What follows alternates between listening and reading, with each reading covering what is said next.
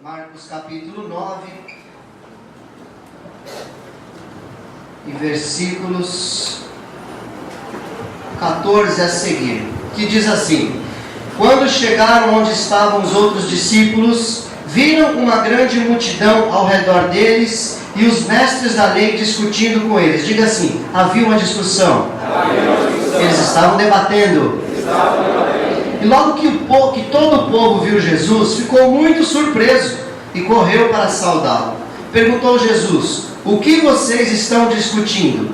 Um homem no meio da multidão respondeu: Mestre, eu te trouxe o meu filho, que está com um espírito que o impede de falar. Onde quer que o apanhe, joga-o no chão, ele espuma pela boca, range os dentes e fica rígido. Pedi aos teus discípulos que expulsassem o espírito, mas eles não conseguiram. Respondeu Jesus: ó geração incrédula, até quando estarei com vocês? Até quando terei que suportá-los? Tragam-me o menino. Então eles o trouxeram. Quando o espírito viu Jesus, imediatamente causou uma convulsão no menino. Este caiu no chão, começou a rolar, espumando pela boca. Jesus perguntou ao pai do menino: há quanto tempo ele está assim? Desde a infância, respondeu ele. Muitas vezes esse espírito o tem lançado no fogo e na água para matá-lo. Mas se podes fazer alguma coisa, tem compaixão de nós e ajuda-nos. Se podes, disse Jesus, tudo é possível àquele que crê. Diga assim: tudo é possível àquele que crê. Diz assim: haveria alguma coisa difícil para o Senhor? Imediatamente o pai do menino exclamou: creio, ajuda-me a vencer a minha incredulidade. Quando Jesus viu que uma multidão estava se ajuntando, repreendeu o espírito imundo, dizendo: espírito mudo e surdo, eu ordeno que o deixe e nunca mais entre nele. O espírito gritou, agitou violentamente e saiu. O menino ficou como morto, ao ponto de muitos dizerem: ele morreu. Mas Jesus tomou-o pela mão e o levantou, e ele ficou em pé. Depois de Jesus ter entrado em casa, seus discípulos lhe perguntaram em particular: por que não conseguimos expulsá-lo? Ele respondeu: essa espécie só sai pela oração e pelo jejum. Diga assim: tem coisa que é só pela oração e pelo jejum. Amém. Pode sentar. Glória a Deus. Eu tenho umas questões com Deus que eu não entendo às vezes, sabe? Eu tenho uma meia dúzia de mensagens preparadas sempre vários esboços preparados, sempre, aprendi desde que eu me converti, esteja sempre pronto, a qualquer momento você pode ser, chamado. E aí quando entro na minha escala aqui dos pastores da pregação, na semana passada, eu já sabia que ia ser esse domingo, eu falei: Senhor, o que o Senhor quer falar com a tua igreja? E é um daqueles esboços prontinho lá, gostoso, está pronto já, Aí nada, aí de manhã, o Senhor fala muito comigo de manhã, e o Senhor me fala essa frase: haveria alguma coisa difícil para o Senhor?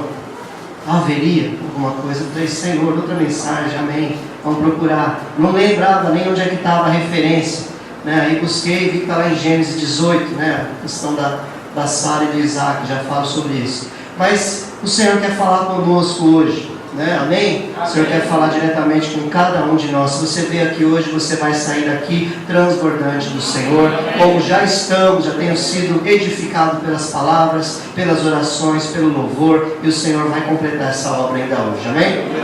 Então, como começa aqui? Jesus, ele estava preparando esses homens. Havia aqui uma preparação de Jesus no seu ministério terreno. Jesus poderia simplesmente ter vindo, morrido na cruz, consumado a obra, chamado meia dúzia ali, falado o que seria e eles dariam continuidade, mas não, ele fez uma preparação daqueles homens para que eles dessem continuidade no ministério evangelístico, no ministério apostólico. Então, antes dessa cura aqui do menino endemoniado, ele leva 3 dos seus discípulos para o monte. Esse capítulo 9 de Marcos, ele é tremendo. Ele tem várias mensagens profundas. Leia ele inteiro na sua casa. pelo menos repetidamente umas 4, 5, 6, 7 vezes para você assimilar tudo que está escrito nesse capítulo, amém? Leia mesmo, você vai ser muito edificado. Então Jesus leva 3, Pedro, Tiago e João, para o monte e se transfigura diante deles. Ali ele aparece brilhante, com a roupa branca resplandecente, e ao lado dele Elias e Moisés, Elias representando os profetas e Moisés representando a lei. E ali os discípulos ficam atordoados, e como sempre o falante, que era Pedro, ele fala: é bom demais estar aqui, Senhor, vamos fazer 3 tendas aqui, uma para o Senhor, uma para Moisés, uma para Elias, e vamos ficar aqui porque está bom demais. E aí uma nuvem envolve eles, vem uma voz do céu que diz: esse é o meu filho amado, façam tudo o que ele diz. E ali a nuvem se dissipa e fica só Jesus. E eles ficam ali atordoados. Jesus fala: não conta para ninguém. E eles obedeceram: não conta para ninguém que vocês viram aqui, só depois que eu morrer e ressuscitar é que vocês vão contar essa visão. E eles ficaram no íntimo deles pensando: mas que negócio é esse de ressuscitar? Como assim? Eles não conseguiram entender até que Jesus ressuscitou. Eles não entendiam o que significava morrer e ressuscitar. Por que o Filho de Deus tinha que morrer na cruz? Eles não entendiam. Mas Jesus estava os preparando. Desses discípulos de Jesus, uma turma, a maior parte, ficou lá embaixo do monte. E ali um homem, que nós lemos aqui a história dele, tem um problema grave com seu filho, de epilepsia, né? Ele tinha ataques epiléticos, e ele caía, se convulsionava, e babava, e caía no fogo, caía na água, né? E ele não conseguia, tratou com os médicos, tratava de todo jeito, e não tinha jeito. Ele soube que havia um mestre, um profeta em Israel, que operava curas, sinais e maravilhas. Ele pega o seu filho, vai até lá, chega lá e encontra os discípulos de Jesus. E os discípulos de Jesus não conseguiram expulsar. Eu imagino a cena, eles expulsando, né? Ali cada um no seu perfil mental. Imagino Judas Iscariotes, quando não funciona ali a expulsão, Judas Iscariotes chega para o pai: você é dizimista? Eu acho que você tem brecha nessa área, por isso que o demônio não sai do seu filho. Provavelmente você não está sendo... Olha, tem a bolsa aqui, se quiser, né, pode colocar aqui que eu já melhoro a oração forte. Talvez Tomé, né? Tomé, chamado Dídimo, chega para o pai e fala: sabe por que não está acontecendo? Que você não viu Jesus. Quando você vê Jesus, aí seu filho vai ser liberto. Você precisa ver Jesus. Tomé, né, sempre precisa ver para crer, como diz na palavra. Talvez ali o Natanael, né? Lembra de Natanael? Natanael chega para o pai e fala: de que região você vem? Será que você é da Galileia? Não vem nada bom de Nazaré, por isso que teu filho é endemoniado, né? Então cada um talvez tinha ali os seus conceitos, seus próprios princípios, e não deu certo. O demônio não saiu do menino, e Jesus desce do monte com seus 3 discípulos, apóstolos, e ele pergunta: o que está acontecendo aí? O que acontece entre vocês? E ali o pai, eles estavam numa grande discussão ali, por isso que eu falei aqui, né? Vamos repetir aqui: estava havendo um debate entre eles, e os mestres da lei, diz a Bíblia aqui, né? Estavam junto com eles ali, ó, versículo 14, junto com eles os mestres da lei, provavelmente os mestres da lei dizendo: demônio não sai, isso aí não existe, ninguém nunca conseguiu expulsar demônio, porque eles ficavam impressionados quando Jesus operava esse sinal. Quando eles disseram: em teu nome até os demônios se nos sujeitam. Era algo, não era comum, eles não tinham essa autoridade, né? Jesus nos deu uma autoridade tremenda sobre o mundo espiritual. Você pode dizer amém? Amém. E ele deu mesmo. E eles estavam provavelmente debatendo, né? Tomé falando uma coisa, André falando outra, Natanael falando outra, Judas falando outra, os mestres da lei falando outra, aquele debate, e Jesus chega: e aí, o que está acontecendo entre vocês?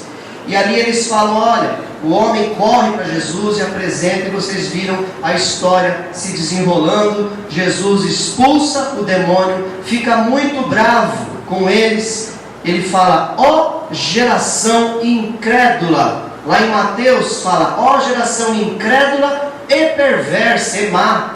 até quando eu vou estar com vocês? Ele traz uma palavra dizendo que vocês, para eles, que eles vivem numa geração perversa de incredulidade. E nós, irmãos, não é diferente. Nós vivemos no meio de uma geração incrédula e perversa. E para prosseguir, irmãos, com o estabelecimento do reino de Deus, para consolidar vidas, para você ser consolidado, nós precisamos passar pelo que a Bíblia chama de metanoia, mudança de mente. Consolidar dá trabalho, firmar alguma coisa dá trabalho.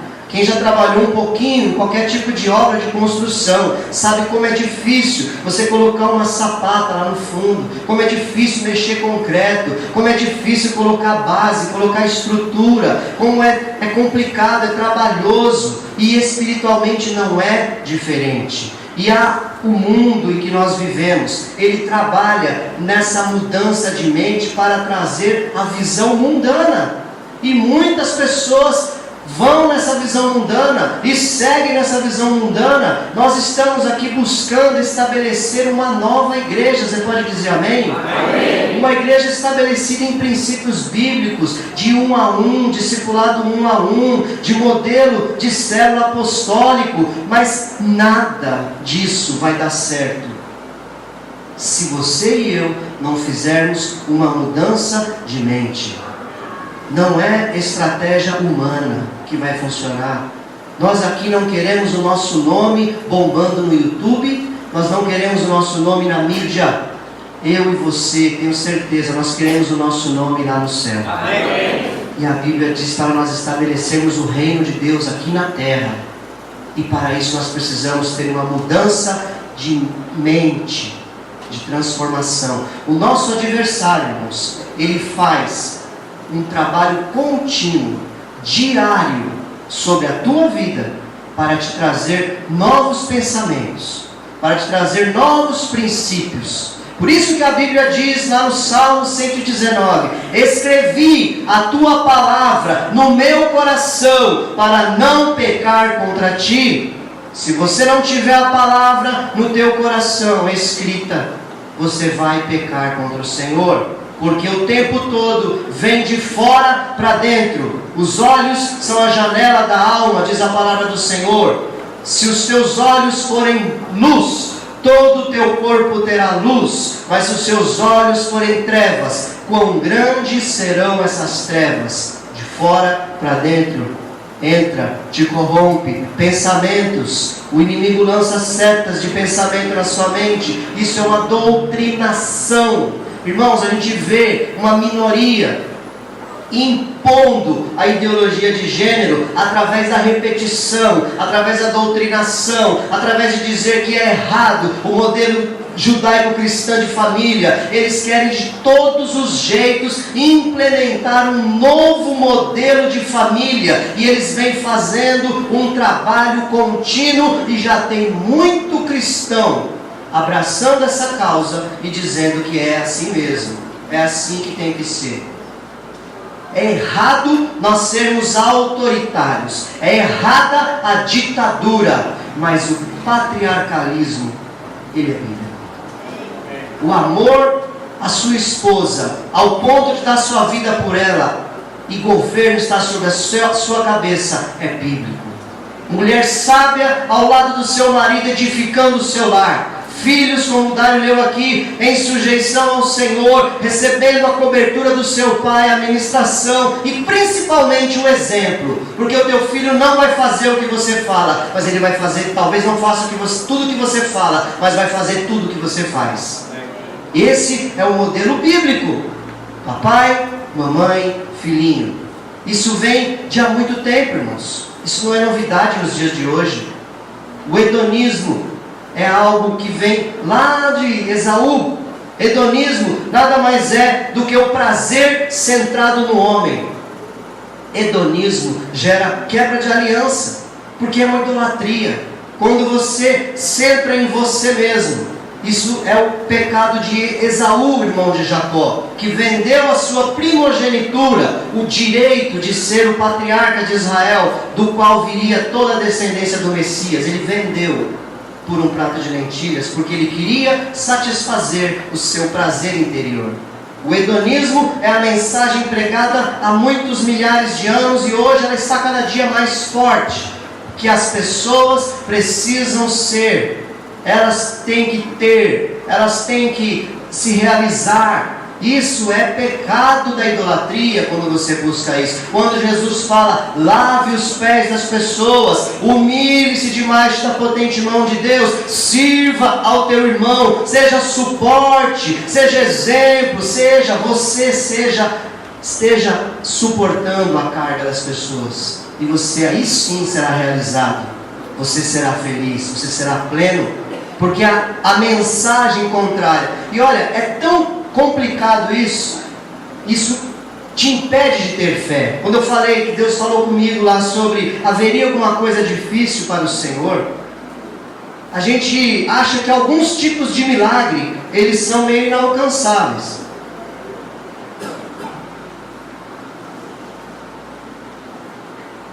Milagre de Sara, quando ele fala haveria alguma coisa difícil para o Senhor. 3 anjos chegam na presença de Abraão, e Abraão vai lá, os recebe, fala, espera um pouquinho, que eu vou fazer aqui um almoço aqui, um lanche bem gostoso e tal, fica aqui por favor, servos do Senhor. Ele entendeu que eram anjos de Deus ali, vai lá, prepara tudo, e quando eles preparam, os anjos falam para ele, olha, a sua mulher, na próxima primavera, daqui 9 meses, a sua mulher vai ter um filho, e ele será de vocês terão um filho, e Deus estabelecerá a promessa sobre a tua vida. E Sara estava escutando do lado. Sara estava velhinha já. Sara já não tinha mais menstruação. Abraão, não, ele era impotente. Abraão não funcionava, diz a Bíblia. É verdade. E ali ela pega lá na tenda dela e dá uma risada. Ela ri. E ela fala assim no coração dela. Não sei se ela balbucia isso ou se é só no coração. Ela fala assim, na minha idade, eu ainda teria esse prazer? Meu Senhor nem funciona mais. E eu já nem tenho mais condições físicas. E aí o anjo chega lá, o anjo do Senhor, a Bíblia chama de anjo do Senhor, sempre quando é a presença de Jesus. E aí ele fala, por que você riu? Haveria alguma coisa difícil para o Senhor? E ela morre de medo ali e fala, não, eu não ri. Você riu sim. Não, eu não ri. Mentiu. Aprendeu com quem, né? Mentir. Com Abraão. Que Abraão é o pai da fé, mas antes disso foi um baita do mentiroso. Mentiu. Então há esperança para cada um de nós. Amém? Então não. Fala assim, haveria coisa difícil para o Senhor? Não há, irmãos. Não há. E aí você vai ver lá no Novo Testamento, no livro de Hebreus, no capítulo 11, que a Sara, aquela que riu, aquela que não creu, ela é citada como uma heroína da fé. Uma mulher ali no meio de todos aqueles homens. Você tem Débora lá e você tem Sara. Cadê o machismo? Cadê o feminismo? Não tem. Foi fiel, andou na presença do Senhor, vai ser honrado, porque dá honra quem tem honra. Sai dessa, meu irmão. Esse negócio de mudar sua mente através de separação, isso é coisa do diabo. Não existe ideologia de gênero, não existe machismo, não existe feminismo, não existe separação. Existe a glória do Senhor sendo manifesta na vida de todo aquele que crê, porque não há nada difícil para esse Deus. Louvado seja o nome do Senhor. Se posicione nessa terra.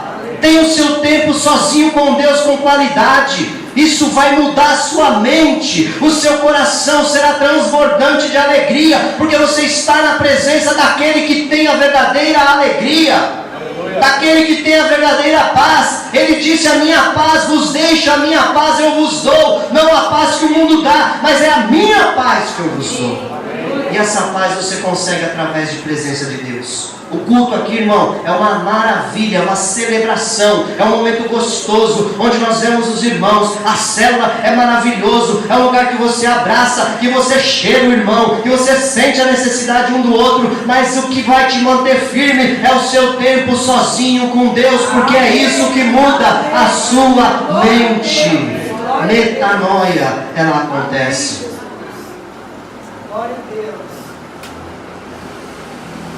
Tudo que acontece na sua vida física, secular, material, primeiro acontece na mente.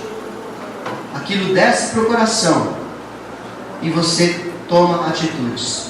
Padrão mental, diga assim, padrão mental, gera comportamento. Então você age, você tem coisa que você faz, que você às vezes fala assim, nossa, por que eu fiz isso? Eu nem imaginei como eu cheguei a essa conclusão, como eu fiz, como eu tomei essa atitude. Pode ter certeza que aquilo foi sendo gerado na sua mente, através de cercas, através de palavras, através de concessões que você faz e através do seu afastamento de Deus. Porque se você estiver pertinho de Deus, de verdade, Ele vai falar contigo, Ele vai te orientar.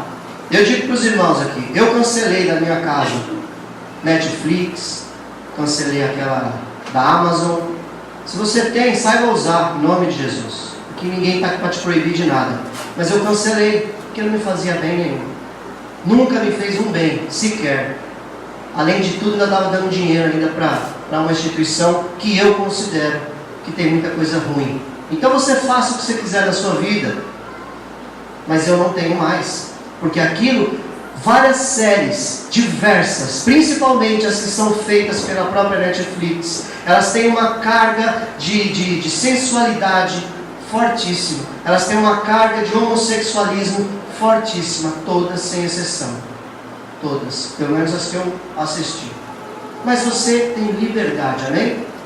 Se você sabe escolher, talvez você assista uma vez por mês alguma coisa. Você acha uma coisa ou outra lá. Se você sabe escolher, amém? Mas faça aquilo que você entende. Mas eu digo para você, se você fizer concessões, mas só tem uma cena de sexo naquele filme, eu pulo. Mas tem porcaria, querido, tem lixo, tem coisa ruim. Isso muda a sua mente, creia nisso. De alguma maneira você vai ser conduzido a tomar atitudes depois por causa disso. É feitiçaria que tem no meio, Deus não se agrada disso. Então, eu vi isso no Jesuscope. Se o seu entretenimento tem alguma coisa que desagrada a Deus, não use. Isso não pode ser entretenimento para você. Vou falar de novo, se no seu entretenimento tem alguma coisa que desagrada a Deus, isso não serve para ser entretenimento. A Bíblia diz, não colocarei coisa impura diante dos meus olhos, não trarei para dentro da minha casa maldição. Guarde aí essa palavra no seu coração. O contexto que nós vivemos, irmãos, ele forma a sua mente e conduz as suas decisões. Esses homens aqui que Jesus estava ensinando, mostrando para eles que ele haveria de morrer na cruz, eles não conseguiam entender isso, que era necessário que o Filho do Homem fosse sacrificado na cruz pelos nossos pecados. Presta atenção, queridos. Eles não conseguiam, porque na mente deles, um libertador de Israel tinha que vir com poder de guerra, tinha que vir com um exército, tinha que vir com sinais miraculosos do céu, fogo caindo do céu, destruir todo o Império Romano, dar uma úlcera em todos os generais de Roma, lá eles caírem mortos de repente, hemorroida em todo mundo, para não conseguir levantar. Aconteceu isso lá no livro de Juízes. Então, eles esperavam isso, mas Jesus estava dizendo, olha, não é assim, o meu reino não é deste mundo. Olha, se eu quisesse, eu fazia só uma oração, e Deus mandava 12 legiões de anjos. Um anjo sozinho matou 180.000 soldados do inimigo lá da Assíria. Um só. Imagina 12 legiões. Cada legião, se eu não me engano, tem 2.000 soldados. Então 2.000 vezes 12, faz a conta aí se você quiser. É anjo que não acaba mais. Jesus falou, uma oração que eu fizer, Deus faz isso tudo. Mas tem que acontecer isso. É desse jeito que Deus vai fazer a obra de salvação. E nós, irmãos, precisamos entender que a obra que Deus faz na nossa vida, ela é muito diferente da obra que nós achamos que nós temos que fazer. Você precisa entender que Deus te chamou para estabelecer o reino dele nessa terra. E esse reino será estabelecido através de tempo com Deus, através de oração, através de jejum, através de humilhação, através de negar a sua própria carne, porque quem não nega a sua carne, diz Jesus, não é digno de segui-lo, de andar atrás dele, tomar a sua cruz. Nós somos o resultado também de diversas experiências que nós vivemos. Está orando pelo novo salão? Amém. Para ter ar-condicionado? Amém. Vai economizar na água, com certeza. Talvez você decida algumas coisas hoje, não é nem culpa sua. Você viveu traumas na sua vida. Eu me afoguei 2 vezes lá num riozinho chamado Rio Verde, lá em Goiás. Tem uns 150 metros de largura. E eu fui fazer uma pescaria lá, e nesse dia eu me afoguei 2 vezes. E eu nunca tive medo de água. E a partir daí é muito difícil para mim hoje fazer qualquer coisinha mais, até numa piscina, se ela for mais funda, eu tenho receio de atravessar nadando de um lado para o outro. Aquilo gerou um trauma. Então tem coisas que você faz, ou que não faz, que foram por causa de traumas que você tem na sua vida. Mas eu tenho consciência disso, e eu vou para cima, eu luto contra isso, amém? Então talvez você não tenha consciência, porque você não toma ou toma alguma atitude. Busque no Senhor que Ele vai te revelar. E a Bíblia diz que conhecereis a verdade, e a verdade te libertará. Quando você conhece, você sabe do que se trata. Você sabe como batalhar contra aquilo. Então o que eu faço? Eu mergulho no rio, eu mergulho na piscina. Eu só não abuso, mas eu não deixo de fazer. Eu passei por um trauma. Tem pessoas aqui entre nós que têm traumas lá da barriga. Tem traumas de bebezinho. Não sabe por quê. Mas em nome de Jesus há um Espírito Santo sobre a tua vida, que te cura, que te transforma, que te restaura. Há um Espírito do Senhor. Então que saia daqui agora, em nome de Jesus, todo espírito de autocomiseração. Coitadinho de mim.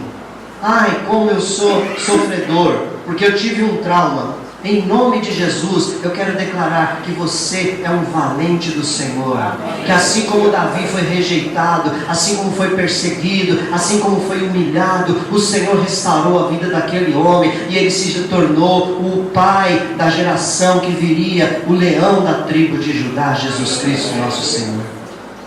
Então, saia agora em nome de Jesus essa declaração que você faz. Eu faço isso porque eu sofri aquilo. Ou talvez você nem saiba por quê. Você não vai ser mais paralisado em nome de Jesus. Eu profetizo sobre a tua vida. Em nome de Jesus. Amém, querido? Tiago 1, para a gente consolidar essa mensagem que eu estou falando aqui sobre mente, para não ficar vocês achando que isso aqui é uma filosofia. Não é filosofia. Isso é Bíblia. Tiago 1, 14 e 15 diz assim: cada um, porém, é tentado pelo próprio mau desejo, sendo por este arrastado e seduzido. Então, esse desejo, tendo concebido, dá à luz o pecado, e o pecado, após ser consumado, gera a morte. Então veja só, o seu desejo leva você a tomar decisões. Aquilo que você tem dentro de você. Na versão Almeida, você vai ver lá: cada um é engodado, é enganado, é tentado pela sua própria concupiscência, que quer dizer o quê? Mau desejo, ou desejo. Então aquilo que você deseja dentro de você, é isso que faz você decidir, isso que faz você agir. Por isso você precisa fazer o que o pastor Mário ministrou aqui: colocar a sua vida na mão do Senhor, confiar que o Senhor governa melhor a sua vida do que você, porque você tem maus desejos no seu coração. As suas decisões são ruins, mas as decisões que você recebe na presença do Senhor, essas são decisões que vão refletir por toda a eternidade e vão ser bênção na tua vida.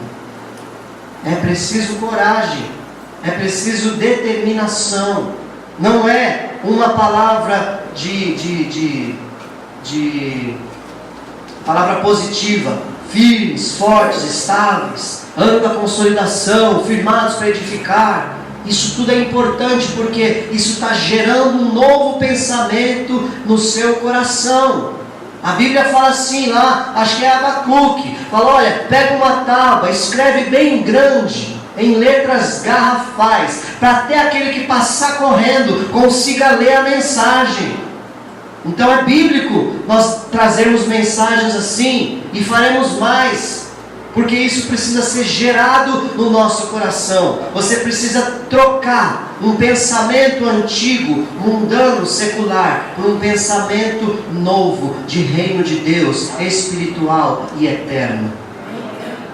Você precisa trocar um pensamento antigo, secular e mundano, por um novo pensamento espiritual e eterno.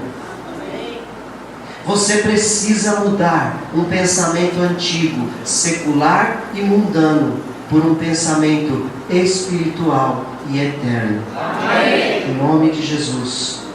Você vai ser tentado pelo seu mau desejo. Então, a boca fala do que o coração está cheio. A língua é um membro ao qual nós não temos controle sobre ele.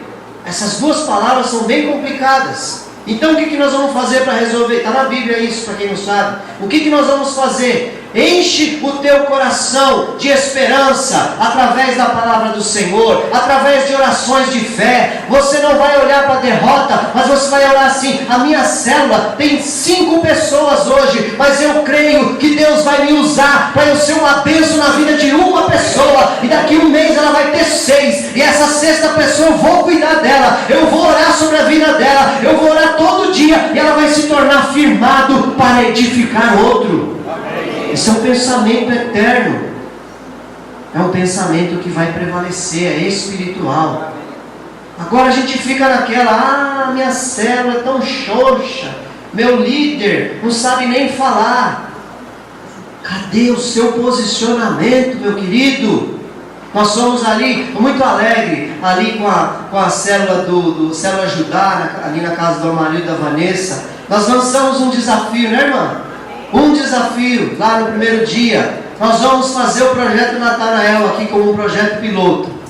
O Marcos Pereira está lá na frente da gente, está fazendo também. Mas amém, glória a Deus, faça. A igreja inteira precisa fazer. E aí nós lançamos lá, na hora os irmãos balançaram, né? Eu falei, o que vocês acham? Aí, acho que foi a Vanessa, desafiador. Né, Vanessa? E o que aconteceu?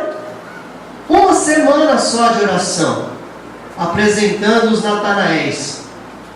Nessa quinta-feira agora, um Natanael, uma Natanaela, que ela ora faz tempo, mas não tinha sido lançada uma palavra. Eu creio nisso, irmão, ser lançada uma palavra e as coisas acontecem, tem o tempo das coisas acontecer. Ela chega para ela lá no trabalho e fala, se eu estiver errado, você corrige aí. Chega lá e fala, ô Vanessa, vai ter célula hoje? Eu queria ir, foi isso? Nunca foi, irmãos, aliás foi meses atrás, antes de começar a célula, não sei o que aconteceu lá, que ela teve que ir embora, e não ficou. Então você vê, querido, quando a gente lança palavras proféticas, se você abraçar essa causa como eles abraçaram lá, as coisas vão acontecer. Lance, ore, fala, Senhor, tudo está dizendo que é não. Meu marido está amortecido, eu não tenho mais menstruação, não tem como eu ter um filho, mas eu creio na palavra profética do Senhor. Aí você vai dizer assim, isso vai gerar fé no seu coração. Profetize a Bíblia, viu? Não profetize coisas seculares, coisas do mundo, não. É a Bíblia que você vai profetizar. Você vai dizer assim, Senhor, a tua palavra diz assim, haveria coisa difícil para o Senhor? Você vai orar isso. Você vai orar, Jesus, o Senhor disse assim, com surpresa para aquele homem, se podes, tudo é possível ao que crê. Aleluia! Senhor, eu creio no seu projeto, Eu creio na sua palavra, eu creio no seu Espírito Santo, eu creio que o Senhor me chamou, não para ser apenas um membro do banco, ser alguém que enche um lugar, mas o Senhor me chamou para ser uma bênção nessa terra. O Senhor me chamou para transformar vidas, o Senhor me chamou para ser transformado, o Senhor me chamou para curar meus traumas, o Senhor me chamou para curar meus pecados, o Senhor me chamou para fazer a diferença nessa geração incrédula e má que eu vivo. Eu farei a diferença. Ore assim, meu irmão. Ore. Declare isso em todas as suas orações. E quando você estiver muito abatido, caído, desistindo, não vendo resultado, você lembre-se que demorou a promessa para Sara e para Abraão. A primeira promessa que eles tiveram foi 25 anos depois para ela se cumprir. Nesse momento aqui em que ela riu, já tinha passado 24 anos de quando Deus disse: olha, Abraão, da sua descendência nascerá um e você será pai de multidões. 24 anos. E aí eles voltam, o anjo do Senhor volta e fala: é agora, nessa primavera que vai se cumprir essa promessa. Aí a Sara, na sua visão humana e secular, ela disse assim: não dá mais tempo, não tem mais jeito, demorou, o senhor está atrasado, tinha que ter vindo uns 15 anos atrás, quando Abraão funcionava ainda, e eu também, não dá mais. E aí você não pode pensar dessa maneira, você tem que pensar que se é milagre, fala assim: se é milagre, é Deus que vai fazer. Amém, glória a Deus, aplaude o Senhor. Amém.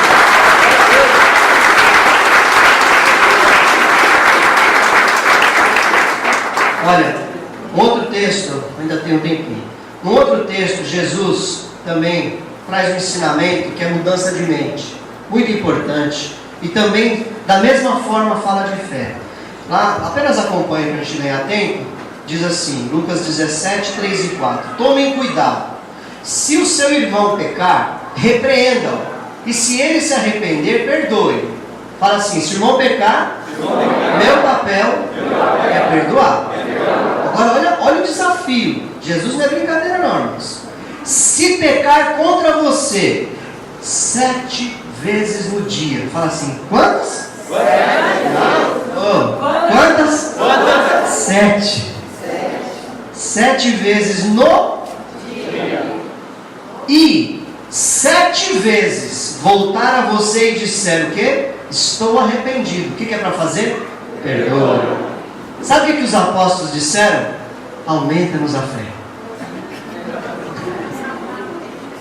Porque é mudança de mente, irmão. Perdão é mudança de mente. Deus te perdoa mais que 7 por dia, pode ter certeza disso. Mais. A Bíblia fala que se você sabe fazer o bem e não faz, você peca. Então só de não fazer o bem num dia você já pecou. Então a mudança tem que ser total e completa, inclusive nessa área do perdão. Que quantos cristãos carregam peso? O perdão, você que ainda tem dificuldade não entendeu. O perdão não é para outra pessoa ser liberta. O perdão é para você. Quando você perdoa alguém, é você que é liberto. Quebra uma cadeia na sua alma, não na dele. É você. Você recebe uma bênção do Senhor sobre a tua vida. E ainda que isso se repita várias vezes, a Bíblia diz. Por que será que Jesus escreveu isso, irmãos? Não é à toa. Nada na Bíblia é por acaso. Não existe texto aqui à toa. Está tudo com propósito. 7 vezes no dia, meu Senhor. Quem cria filho vive isso, né? Até pequenininho. Umas bênçãos assim que você fala, não faz, vai lá e faz. E você não perdoa seu filho? Você perdoa. Ah, meu filhinho, vai lá dar umas varadinhas. Fica de castigo. O que foi que você fez? Desce, olha no olho. O que você fez? Eu quebrei. Por que você quebrou? Porque a mamãe falou e eu desobedeci. Está perdoado, meu filho. Vai lá, vai brincar. Aí daqui a pouco está lá agora no outro lugar. Está mexendo com outra coisa. Você vai perdoar de novo. E por que a gente vai agir diferente? A Bíblia fala que lá em Mateus capítulo 5 é fácil perdoar aquele que a gente ama, né? É bem fácil. Seja vós, pois, perfeitos, como é perfeito o vosso Pai que está nos céus. Perdoa todo mundo. Não importa quem fez algo contra você, perdoe. Amém? Olha para o seu irmão do seu lado aí. Fala assim, está desafiador? Fala assim, o segredo está na metanoia. Mudança de mente, tá bom? Então, o segredo é você mudar a mente. Então, para ser bem prático nessa palavra, que eu tenho um péssimo hábito de ser dar muito tiro e aí não fica prático. Então, para ser bem prático, o segredo é a dependência de Deus. Quando você vai à presença de Deus e se humilha e pede e ora e fala com Deus, você precisa jejuar, meu irmão, minha irmã. Você precisa sacrificar a sua carne através dos jejuns. Você precisa orar. A Bíblia fala, essa casta de demônios só sai na oração e no jejum. Foi Jesus que disse. Tem coisas que a gente precisa fazer que é só através de dedicação nas coisas espirituais. Então, você precisa depender mais de Deus. Quando você sacrifica a sua carne através de um jejum, quando você ora mais, dando aquele tempo que você queria ficar na frente daquela série, ou na frente deitado no sofá, ou fazendo outra coisa, quando você está orando, você está enchendo a sua alma de coisas eternas, transformando a sua mente para uma mente renovada pelo Senhor. Então o segredo é isso, é a dependência de Deus. Lá em Marcos, onde eu estava abrindo aqui a leitura, vocês percebem uma coisa, versículo de 24 diz assim: imediatamente o pai exclamou: creio, ajuda-me a vencer a minha incredulidade. Os apóstolos disseram: aumenta-nos a fé. Então você não tem, fala assim, eu não tenho nada para oferecer. O Senhor tem para te dar. E onde é que busca isso? Não é aqui no domingo. Aqui no domingo é celebração. Se você não vier aqui, você vai enfraquecer, você vai ficar longe dos irmãos e longe da comunhão. Mas aqui no domingo é celebração. É o momento da igreja se alegrar, estar junto, louvar o Senhor como o corpo de Cristo. Lá na célula também, projetos onde a gente une forças para estabelecer o reino de Deus. Mas para você ter mudança de mente, ser cheio do Espírito Santo, ter nova esperança, é lá na sua casa, lá no seu secreto, quando você vai falar: Pai, ajuda-me na minha incredulidade, aumenta a minha fé. Vamos declarar isso? Amém. Fala assim: Senhor, ajuda-me a minha incredulidade. De novo, vou falar direito agora. Senhor, ajuda-me a vencer a minha incredulidade. Fala assim: Senhor, aumenta a minha fé.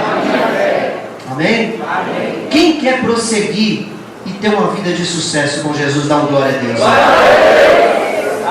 Amém? Os passos que você vai fazer são esses: dependência de Deus, buscar o Senhor enquanto se pode achar.